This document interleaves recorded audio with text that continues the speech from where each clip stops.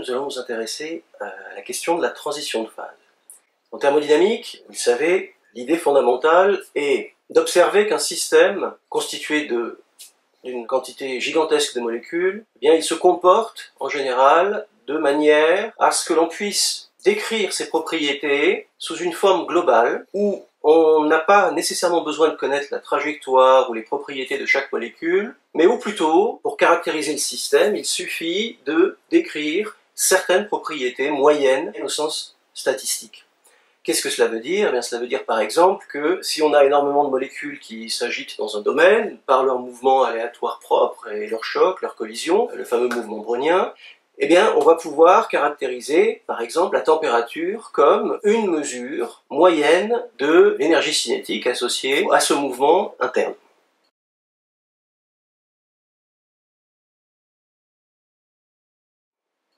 De la même manière, la pression va être caractérisée comme la force moyenne qu'exercent par unité de surface toutes les molécules qui impactent sur la paroi du récipient qui les contient. On voit donc qu'à partir du moment où on dispose de descripteurs macroscopiques, donc à notre échelle, la température, la pression, la masse volumique par exemple, on pourrait en citer plusieurs autres évidemment, vous les connaissez, à partir du moment où on dispose de ces descripteurs, eh bien finalement on a trouvé un moyen de ne pas avoir besoin de se poser la question du comportement individuel des molécules, et on peut caractériser l'évolution des systèmes, comme l'air qui nous entoure, le bois de cette table, ou que sais-je. On peut caractériser l'évolution de ces systèmes en simplement leur attribuant des valeurs de propriétés macroscopiques moyennes. Alors, dans les cas les plus simples, quand le système est parfaitement homogène, je reprends l'exemple de l'air dans cette pièce, eh bien, on peut imaginer qu'on va décrire une température moyenne, une pression moyenne, une masse volumique moyenne, et a priori, d'après les fondements de la thermodynamique, ça va nous suffire à caractériser exactement quelles sont les propriétés de l'air en question. Par exemple, ici, je vois qu'il fait 20,5 degrés en ce moment dans cette pièce, et la pression est environ à 1020 hectopascales. Donc, une fois que je connais ces informations et la composition de l'air qui m'entoure, je peux décrire absolument toutes les propriétés de cet air. Alors, parfois, la question va être un petit peu plus compliquée parce que, évidemment, je pourrais imaginer que dans certains endroits, près des radiateurs ici, l'air va être un peu plus chaud, à d'autres il va être un peu plus froid. Donc, on passera de cette mesure moyenne globale à une mesure plus locale, par exemple la température au niveau des radiateurs.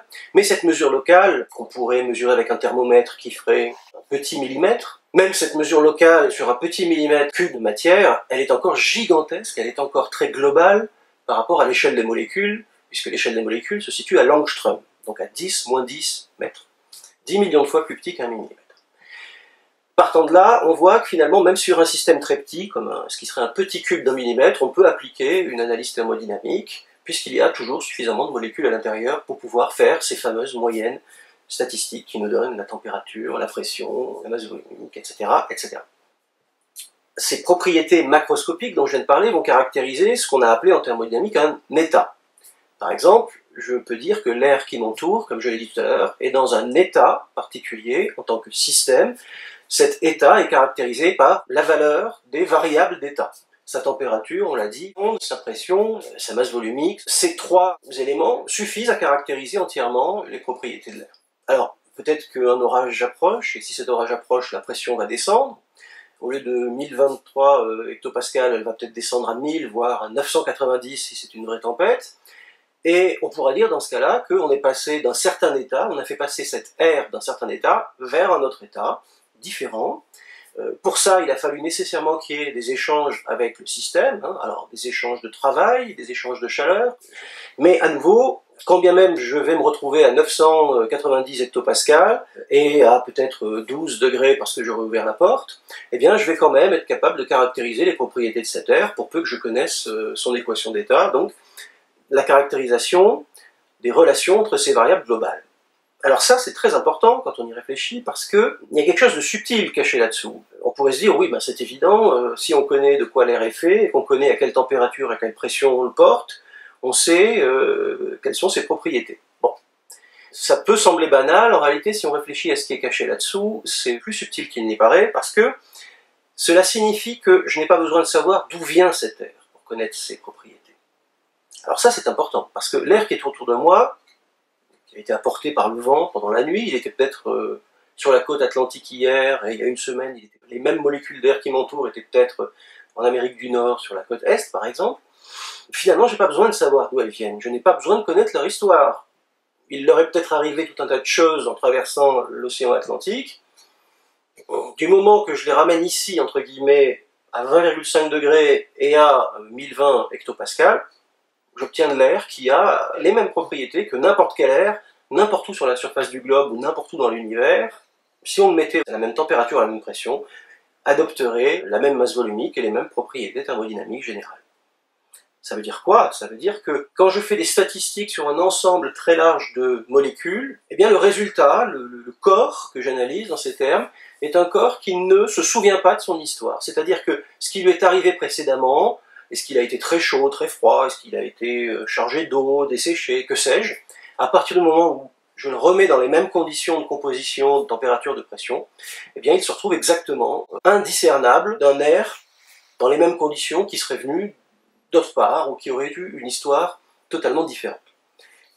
On va voir que ça impose quand même des contraintes assez fortes sur la capacité à décrire les systèmes en termes thermodynamiques, puisque on ne va pouvoir décrire des systèmes thermodynamiques que dans la mesure où on est certain qu'avec un certain nombre suffisant de variables d'état, on peut caractériser entièrement les propriétés du corps que l'on étudie, sans se poser la question de ce qui lui est arrivé précédemment. En quelque sorte, la notion d'état, c'est une notion qui illustre le fait que, à propriété égale, si on a choisi le bon nombre de propriétés macroscopiques, eh bien, on a des systèmes, lorsqu'on a des collections de molécules comme ceci, qui sont oublieux de toute leur histoire précédente. Ça, c'est donc la question de la notion d'état. J'ai dit en introduction que nous allions nous intéresser à la notion de phase. Alors, j'ai tenu à faire ce rappel parce que phase et état sont parfois des termes que, par erreur, par abus de langage, on emploie de manière interchangeable, alors qu'ils ne le sont pas. Je le rappelle, l'état qui caractérise l'air qui est autour de moi, c'est sa température et sa pression actuelle. Si je change la température en allumant le chauffage, ou si j'abaisse la pression parce qu'un orage... Enfin, j'abaisse. Si la pression s'abaisse parce qu'un orage survient, on aura changé l'état de l'air, il sera dans un autre état, mais ce sera toujours de l'air gazeux. La notion de phase est différente. La notion de phase, elle traite de la structure apparente macroscopique du système et la structure microscopique sous-jacente associée. Et l'on s'aperçoit que pour tous les corps connus, il est possible d'avoir des transitions brutales entre plusieurs types de structures différentes, qu'on va appeler des phases. Alors, ces phases, vous les connaissez, en tout cas vous connaissez les principales, qui vont être la phase gaz, liquide et solide. Un exemple le plus banal possible, c'est, petit accessoire ici, le cas du verre rempli de glaçons. Vous avez un verre rempli de glaçons que je vais poser ici sur mon petit système. Eh bien, on a coexistence typiquement de deux phases du même corps, l'eau, et une phase est liquide, celle dans laquelle je trempe mon doigt, une phase est solide, nos fameux glaçons, et vous savez tous que je vais former des glaçons si j'arrive à porter l'intégralité de cette eau à 0 degré lorsqu'on est à pression atmosphérique ambiante. Donc, on voit bien qu'ici, si l'air autour de moi est à 20 degrés 5 et que la pression atmosphérique est une pression ambiante, je suis très loin d'être à 0 degré. Cela veut dire qu'en moyenne, les conditions qui entourent ce verre d'eau glacée sont très différentes des conditions qui permettent la formation de glace. Donc ce qui est en train de se passer ici sous nos yeux, même si c'est très lent, c'est bien une transition de phase, puisque j'ai donc des glaçons solides qui sont en train de fondre pour donner de l'eau liquide. Si j'attends suffisamment, évidemment ce verre sera rempli d'eau liquide qui, au bout d'un certain temps, sera à température ambiante. On voit qu'il est assez facile, du coup, de prendre un corps assez commun, l'eau, et d'en exhiber plusieurs phases. Les choses sont même un petit peu plus subtiles que ça, puisque en réalité on n'a pas 2 phases mais 3 phases. On peut le visualiser si je souffle sur le verre d'eau, ce n'est sans doute pas très évident à la caméra, eh bien je vois un disque de buée se former, et ce disque de buée, c'est simplement la condensation de la vapeur d'eau qui se trouvait dans mes poumons. Cette condensation, dont on voit d'ailleurs des gouttes un peu partout, ailleurs même que là où j'ai soufflé, elle illustre qu'il y avait aussi de la vapeur d'eau dans l'air, il y a de la vapeur d'eau dans l'air qui m'entoure, pas seulement dans l'air que j'expire par mes poumons, et que cette vapeur d'eau, elle, plus ou moins, participe à l'équilibre ou au déséquilibre global de ce verre avec son environnement. Donc on a ici un système biphasique. Alors, l'idée ici, évidemment, est d'essayer de comprendre qu'est-ce qui va provoquer cette transition de phase, c'est-à-dire pourquoi est-ce que à telle température ou à telle pression, l'eau va se transformer en glaçon, ou au contraire, lorsque je vais chauffer cette eau, elle va être portée à ébullition à une température donnée, pour une pression donnée. Donc essayer de comprendre ce qui se joue dans cette transition, qui est en général une transition brutale, on l'a dit, et essayer par ailleurs d'illustrer, ou en tout cas de construire un sens physique de ce qui se passe au niveau moléculaire, qui justifie ou qui explique qu'au niveau macroscopique, à l'échelle du verre d'eau, on ait ce type de comportement et de propriété. Le solide ici, par exemple, est élastique, je peux appuyer dessus, il va résister. Le liquide est fluide, si j'appuie dessus, il va simplement couler. On voit donc qu'on a des propriétés macroscopiques de la matière qui sont extrêmement différentes, bien qu'on ait exactement les mêmes molécules constituantes. Donc le cas de la transition de phase, c'est un cas évidemment intéressant parce qu'il illustre vraiment comment une organisation microscopique peut avoir une influence gigantesque sur les propriétés macroscopiques d'un même corps. Ici, l'eau. Alors, il est toujours assez difficile, évidemment, d'illustrer ce genre de choses parce qu'on n'a pas de possibilité de voir les molécules d'air qui m'entourent, les molécules d'eau qui sont dans ce verre. On ne peut mettre en évidence leur structure ou exhiber leurs propriétés que de manière indirecte. Alors, il y a beaucoup de techniques en analyse physique qui permettent de le faire, mais qui sont en général assez compliquées. Il faut du faisceau de neutrons, il faut de rayons X, il faut étudier la diffraction de telle ou telle onde pour en déduire la structure moléculaire sous-jacente. Bref, des choses assez compliquées, et des choses que de toute façon, les fondateurs de la thermodynamique, les pères de la thermodynamique, Clausius, Carnot, Gibbs, des choses que ces gens-là n'avaient pas à leur disposition. Donc ils n'avaient comme nous, dans cette pièce, on va dire, que leur raisonnement, et par contre, évidemment, leur génie, que nous n'avons pas.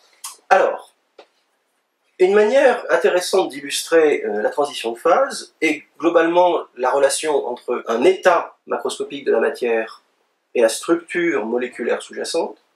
Une manière intéressante, c'est de prendre le cas de systèmes qui ressemblent à des systèmes moléculaires, et ces systèmes, ce sont les systèmes granulaires, sous certaines conditions.